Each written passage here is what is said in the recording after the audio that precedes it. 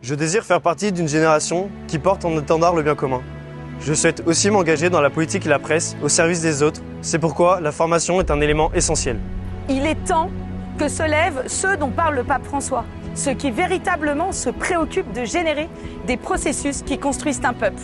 En effet, notre pays doit relever des défis régulièrement. Aujourd'hui, le problème qui est posé à notre pays, ce n'est pas tellement les défis qui lui sont lancés, et qui sont des défis graves, le défi de la souveraineté, le défi de la générosité, le défi de la transmission, le défi de la dette et de l'endettement, mais c'est surtout en fait qu'il y ait une élite qui puisse porter les réformes qui permettront demain à notre pays de relever ces défis. Eh bien, l'école Thomas More a pour objectif de former cette élite.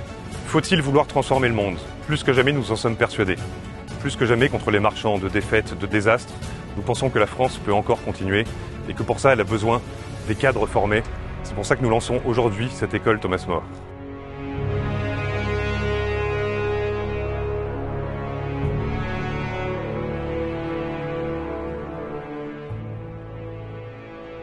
L'école Thomas More aura pour but, justement, dans tous les grands débats contemporains, de donner des arguments pour convaincre. Nous voulons ainsi armer de façon efficace, au travers de connaissances, au travers d'exemples, au travers de modes opératoires, une nouvelle génération d'hommes et de femmes. Malgré toutes les bonnes volontés qu'il y a de se mettre au service du bien commun depuis des années, depuis 10 ans, depuis 20 ans, il manque une structuration intellectuelle de ces volontés et il manque les moyens de se mettre vraiment au service du bien commun.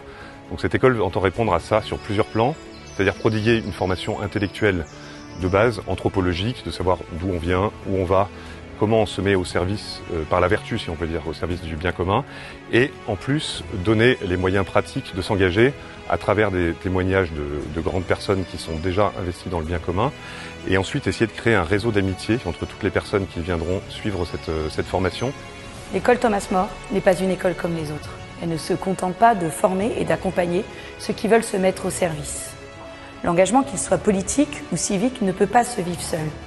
En intégrant l'école Thomas More, les leaders de demain apprendront à travailler en réseau et à se soutenir dans la complémentarité de leurs engagements.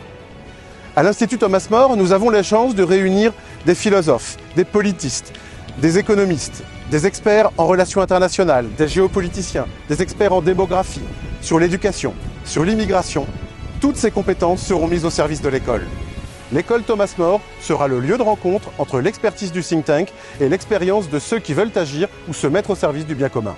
Eh bien, au terme de cet échange, je voudrais simplement me tourner vers toutes celles et tous ceux qui sont intéressés par cette formation pour leur dire engagez-vous, venez vous former. Vous êtes l'élite de demain qui permettra à notre pays de relever tous les défis. Et puis, je voudrais me tourner aussi vers celles et ceux qui ont les moyens financiers de nous aider pour permettre à l'école de ne pas avoir comme critère l'argent, mais d'avoir comme seul critère le service.